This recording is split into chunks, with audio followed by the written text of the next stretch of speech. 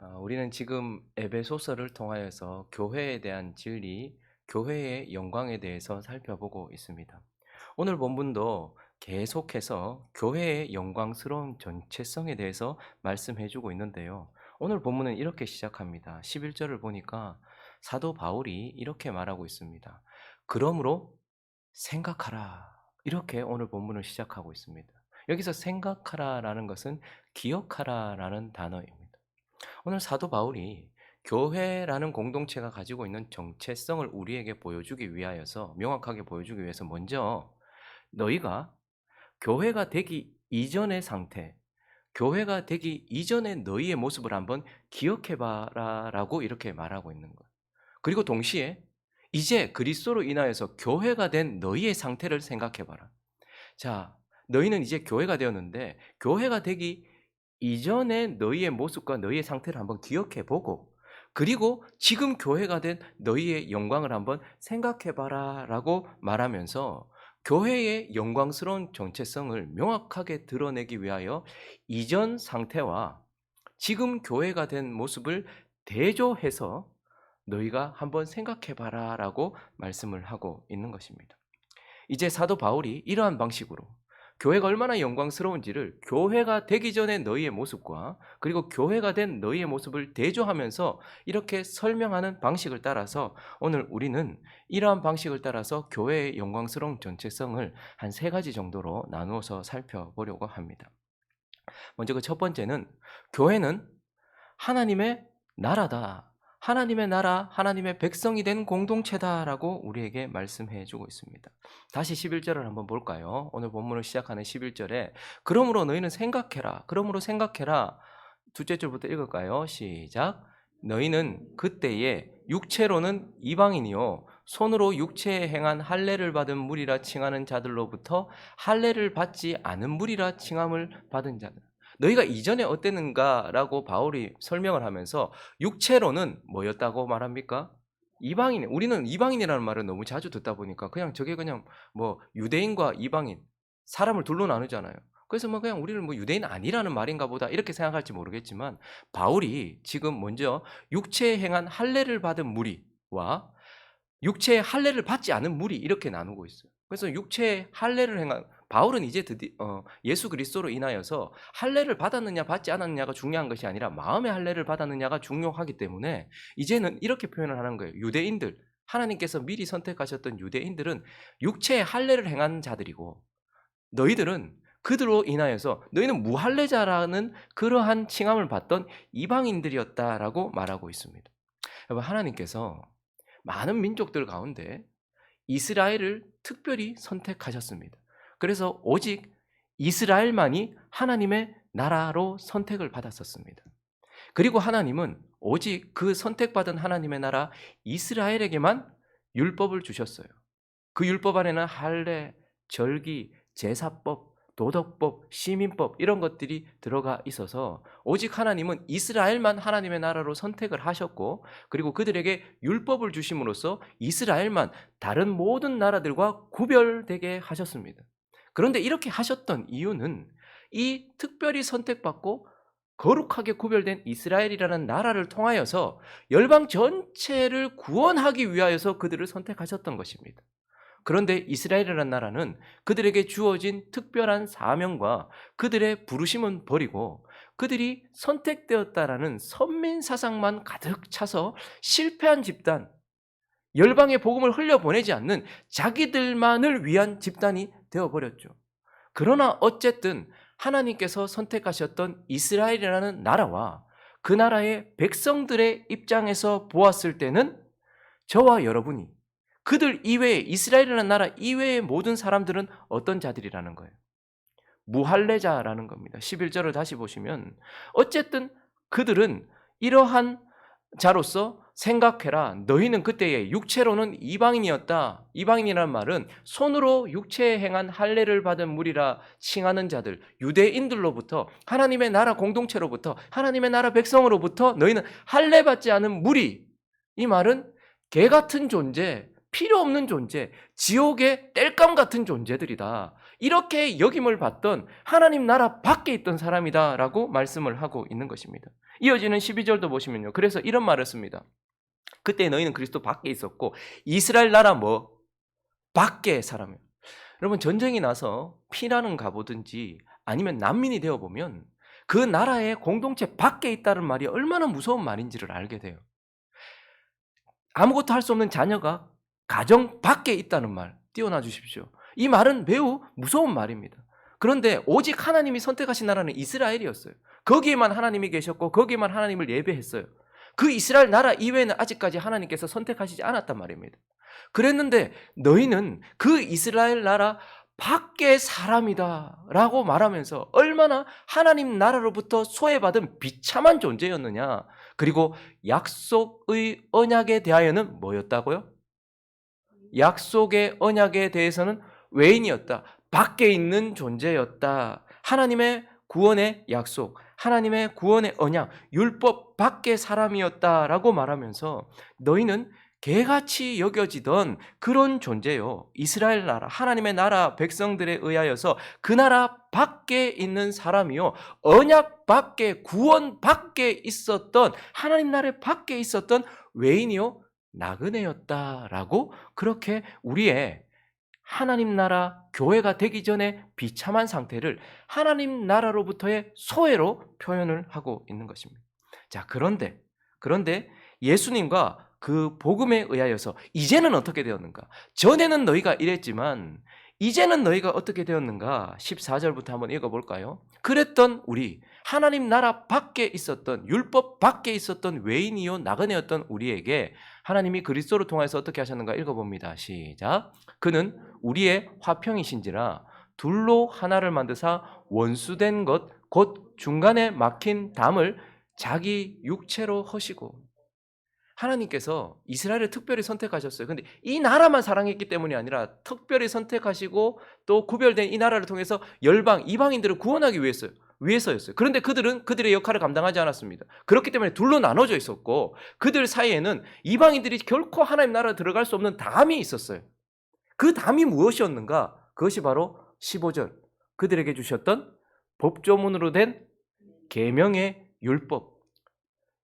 유대인들이 특별했던 이유는 하나님이 살게 하시는 법, 율법을 주셨단 말입니다. 거기에는 할례도 있고요, 절기도 있고, 제사도 있고.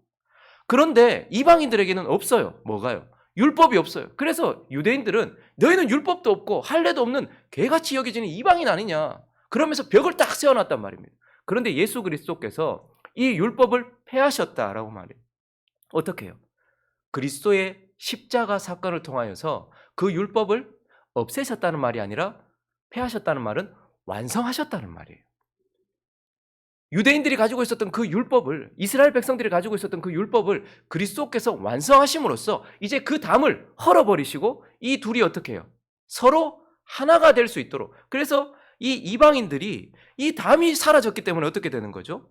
하나님 나라로 들어갈 수 있도록 둘이 하나가 되어질 수 있도록 똑같이 이스라엘 백성들도 율법을 지켜서가 아니라 그리스도를 믿음으로써, 그리고 이방인들도 율법이 없지만 그리스도를 믿음으로써 둘이 하나가 되어서 하나님 나라가 될 수 있도록 그렇게 화평으로 지으셨다라고 말하면서 이제 율법을 완성하시고 그들 사이에 있었던 담을 허심으로써 그들이 서로 화합할 수 있도록, 이방인들이 하나님 나라에 들어갈 수 있도록 하셨다라고 말씀하시면서 19절은 이제 명확하게 선포를 합니다. 읽어볼까요? 시작. 그러므로 이제부터 너희는 외인도 아니요 나그네도 아니요 오직 성도들과 동일한, 여기까지, 성도들과 동일한 시민이요. 하나님은 이스라엘이라는 나라, 이스라엘 시민들밖에 두지 않았어요.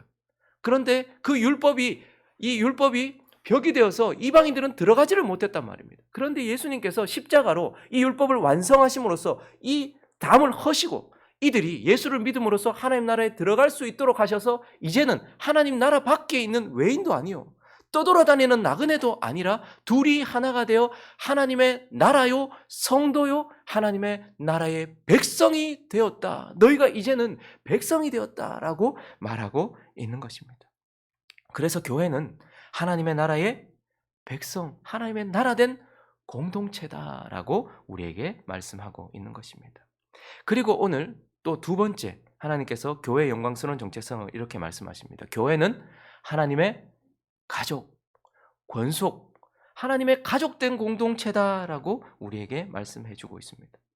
사도 바울은 우리의 비참한 상태를 하나님 나라 밖, 하나님 나라에서 소외되었다라는 소외를 당해보면 소외가 얼마나 무서운 것인지 아시죠? 사람들로부터 소외되고 경제적인 혜택으로부터 소외되고 의료의 혜택으로부터 소외되고 나라로부터 소외되는 것. 이건 정말 비참한 상태를 말하거든요. 난민들이 그렇게 힘든 이유가 바로 그러한 보호로부터 그 나라로부터 소외되었기 때문이거든요. 그런데 사도 바울은 우리가 하나님 나라로부터 소외되었던 비참한 존재였다라고 말하면서 더 비참한 상태를 이전에 너희가 어땠는지를 또 보여주고 있는데 이제는 12절이 이렇게 말하고 있습니다. 너희는 하나님 나라, 하나님의 백성들로부터 소외되었었지만 더 비참한 것은 12절 첫째 줄을 읽어볼까요? 시작. 그때에 너희는 그리스도 밖에 있었고 이제 더 비참한 상태를 얘기하는데 하나님 나라에서만 소외된 것이 아니고 너희는 하나님 자체로부터 소외되어 있었다. 그리스도 밖에 있었다. 그래서 셋째 줄을 보니까 하나님 나라 밖에 있기도 했지만 너희는 하나님 밖에 있었기 때문에 세상에서 소망이 없고 뭐도 없는 자, 하나님도 없는 자다. 바울은 우리가 얼마나 비참한 상태에 있었는지 하나님 나라 이스라엘이라는 나라로부터도 소외되어 있었지만 하나님 자신으로부터도 소외되어 있었다. 그리스도 밖에 있었고 하나님 밖에 있었던 존재다. 그래서 이방인들을 어떻게 표현하냐면 13절을 읽어볼까요? 13절 시작. 이제는 전에 멀리 있던 너희 뭐라고 표현하는 거예요? 멀리 있던 너희. 여러분 예수님께서 믿지 않는 자들에 대해서 저를 멀리 바깥에 내어 쫓아라. 어두운 곳으로 멀리라는 표현은 하나님으로부터의 거리를 말하는 거예요.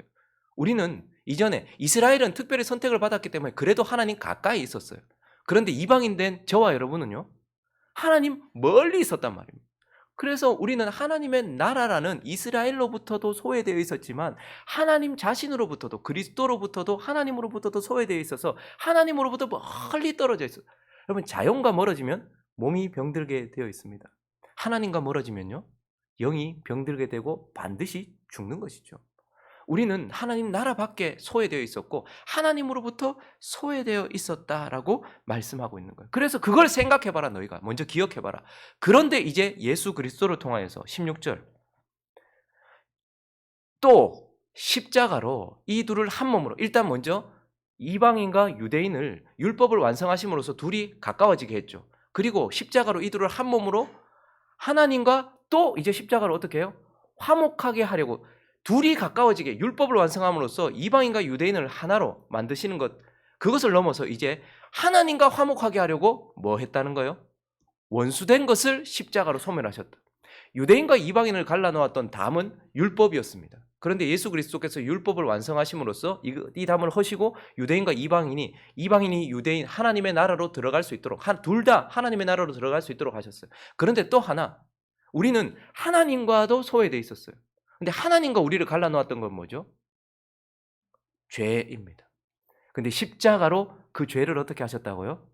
소멸하셨다. 십자가로 우리의 죄를 사해 주셨다. 십자가로 이제 하나님으로부터 멀어져 있었던 이유인 그 죄를 용서하셨다. 그래서 17절에 또 오셔서 먼데 있는 이방인을 말하는 거야. 하나님부터 멀리 죄 때문에 멀리 있었던 너희에게 십자가를 통하여 죄를 용서하시고 뭐를 전하신 거예요? 평안을 전하시고 가까이 있었던 자는 누굽니까? 유대인들. 그들에게도 예수님의 십자가로 율법이 아니라 예수님의 십자가로 그들에게도 평안을 정하셔서 유대인이든 이방인이든 예수 그리스도의 십자가 사건으로 인한 죄 사함으로 인하여서 하나님과 우리 사이를 갈라놓았던 죄를 해결하심으로써 이제 하나님 가까이 나올 수. 그래서 18절은 이렇게 말씀하고 있죠. 이로 말미암아 우리 둘이 유대인이든 이방인이든 둘이 한 성령 안에서 죄 사함을 받고서 아버지께 어떻게 해요? 나아감을 얻게 되었다. 우리가 이방인이었을 때 그때 우리는 하나님 나라로부터도 소외되어 있었고 하나님으로부터도 소외되어 있었다. 그런데 하나님으로부터 소외되었었던 이유는 죄 때문이었다. 그런데 예수 그리스도께서 십자가를 지심으로써 이 원수된 것을 소멸, 죄를 사하여 주셔서 우리가 이제는 하나님께 가까이 평안을 얻어서 나아갈 수 있는 존재가 되게 하셨다. 이제 그래서 우리는 하나님 나라로도 들어왔지만 하나님 안으로도 들어와서 이제 그래서 19절 다시 한번 볼까요? 셋째 줄에 있습니다. 시작. 오직 성도들과 동일한 시민이요 하나님의 권속이라. 권속이라는 말은 가족이다라는 말입니다. 우리는 율법으로 인하여 담이 있어서 하나님 나라로 들어갈 수 없었는데 십자가로 그것을 허무시고 하나님 나라로 들어왔어요. 근데 이제 하나님 나라에만 들어온 것이 아니라 죄 사함을 얻음으로써 아버지께 가까이 나아가서 하나님 안으로 들어가서 하나님의 가족이 되었다. 그래서 교회는 그리스도를 신랑으로 하나님을 아버지로 모시고 있는 가족 공동체다라고 말씀하면서 저와 여러분이 이제는 하나님의 가족이 되었다라고 말씀하고 있는 것입니다. 마지막으로 한 가지 더, 오늘 본문은 더 영광스러운 그 정체성을 말해주고 있는데 그것은 무엇인가 하면 우리는 하나님의 성전이다. 하나님의 성전이다 이렇게 말해요. 교회는 하나님의 성전이다. 사도 바울이 이러한 하나님의 영광스러운 교회의 정체성을 말해주기 위해서 먼저 이전에 어떠는지를 그 비참한 상태를 기억해 보라고 하잖아요. 하나님 나라라는 이스라엘 밖에 있었고 그리고 하나님으로부터 멀리 떨어져 있었다. 그래서 12절을 이렇게 다시 한번 보면 너희는 그리스도 밖에 이스라엘 나라 밖에 약속의 언약들에 대하여 외인, 세상에는 소망이 없고 하나님도 없던 자, 하나님 나라 밖에 있었고 하나님 밖에 있었던 비참한 인생이었는데 그래서 하나님도 없었기 때문에 그 비참함에서 그냥 그치지 않고 2절을 한번 볼까요? 2장 2절.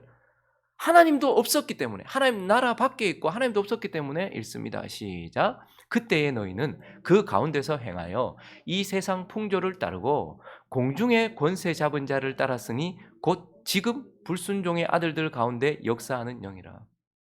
공중의 권세 잡은 자 사단, 귀신, 마귀, 그 마귀를 따라다니면서 지금도 불순종의 아들들 가운데 예수 없는 자들 가운데 역사하고 있는 마귀가 너희 속에 살던 너희는 하나님이 없었던 인생에서 넘어서 마귀가 너희 속에 살던 너희는 우상을 섬기던 신전이요 귀신의 집이었지 않느냐. 너희 속에 마귀가 생각으로 집어넣어주고 너희를 마구잡이로 흔들면서 마귀에게 이리저리 끌려다니고 있었던 귀신의 집 아니었냐. 지금 이방인들이 그런 것처럼. 그런데 그러한 비참한 인생이었는데 그러나 이제 예수 그리스도로 인하여서 우리가 어떻게 됐다는 거예요. 20절 읽어볼까요? 시작. 너희는 사도들과 선지자들의 터 위에 세우심을 입은 자라. 그리스도 예수께서 친히 모퉁이 돌이 되셨네. 너희는 우상을 섬기던 신전이요 귀신의 집이었다. 그런데 이제 너희는 사도들과 선지자 말씀이죠.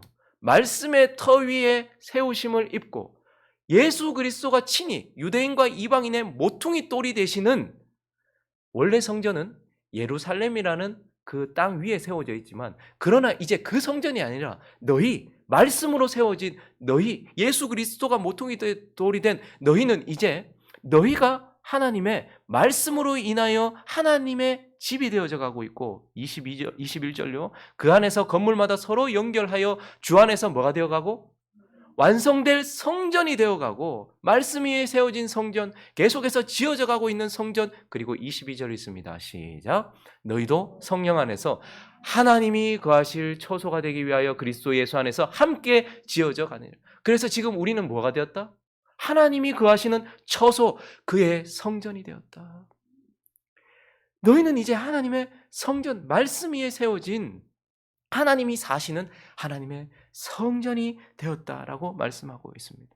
바울이 에베소서를 기록하고 있던 그 당시에 그 에베소에는요 아담이 우상을 섬기던 거대한 지금도 7대 불가사의라고 할 수 있는 거대한 아담이 우상을 섬기던 신전이 거기서 있었어요. 그리고요 바울이 그것을 기록하던 당시에는요 고집스러운 유대인들이 거룩한 곳이라고 하나님이 사시는 곳이라고 말했던 예루살렘의 성전도 서 있었어요. 근데 바울은 지금 뭐라고 주장하는 거예요? 아담이 신전에도 유대인들이 주장하고 있는 그 성전에도 하나님이 계시지 않고 하나님은 어디 계신다 이제? 너와 나 우리 안에 하나님이 계신다. 그러므로 이것도 성전이 아니요 저것도 성전이 아니라 우리가 하나님이 사시는 성전이다 라고 말하면서 우리의 비참한 상태, 하나님 나라 밖에 있었고 하나님 밖에 있었고 귀신의 집이었던 우리가 하나님 나라로 들어오고 하나님 안으로 들어와서 그의 가족이 되더니 이제 그분이 내 속에 들어오시는 하나님의 성전이 되었다라고 우리에게 말씀하고 있는 것입니다. 저만 지금 흥분되는 겁니까? 아침에 일어나서 지금 절제하고 계시는 겁니까? 교회가 얼마나 영광스러운 곳인지. 바울이 이전에 웬만하면 하나님은 과거를 기억하지 않으십니다. 예수 믿던 자의 과거를 하나님 그래서 나는 기억지도 아니하며 생각지도 아니한다라고 말씀하세요. 왜요? 비참했거든요. 하나님이 보시기에 너무 싫었던 것 아닙니까? 그런데 바울이 그 과거를 끄집어내면서 한번 기억해봐라. 너희가 얼마나 비참했는지. 그런데 지금 그것과 대조해서 네가 지금 어떠한 자가 되었는지 한번 생각해봐라. 그러니 교회가 얼마나 영광스러운 곳이냐. 하나님 나라요. 하나님의 가족이요. 하나님이 사시는 집이다 라고 말씀하시면서 그러므로 너희가 교회다 라고 선포를 하고 계시는 것입니다. 어제 거룩한 예배 드리고 오늘 우리의 삶의 현장으로 왔습니다. 이제 오늘 우리의 삶을 시작하면서 또 한 주간을 살아가겠죠. 우리가 누구인지를 기억하는 저와 여러분 되시기를 예수 그리스도의 이름으로 축원합니다. 내 속에 누가 사시는지를 기억하면서 그와 함께 걸어가는 저와 여러분 되시기를 예수 그리스도의 이름으로 축원합니다.